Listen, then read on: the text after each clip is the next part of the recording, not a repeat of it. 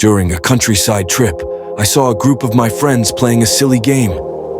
They hung an empty water bottle from a tree branch with a rope, letting it swing, and then started shooting at it with a rifle from a distance.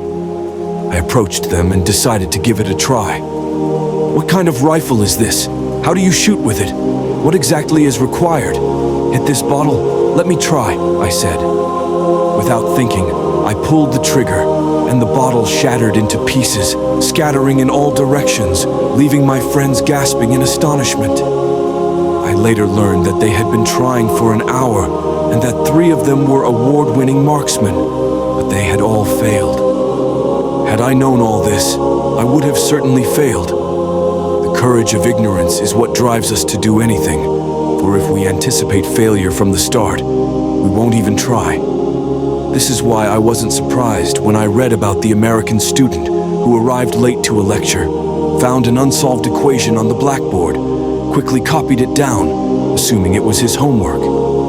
He stayed up all night until he solved it and handed it to his professor the next day. The professor was stunned and called the student to explain that the equation was considered unsolvable by mathematicians throughout history. The professor had written it on the board as an example of impossible problems. Had the student known this, he would never have dared to solve it. He wouldn't have even thought about solving it.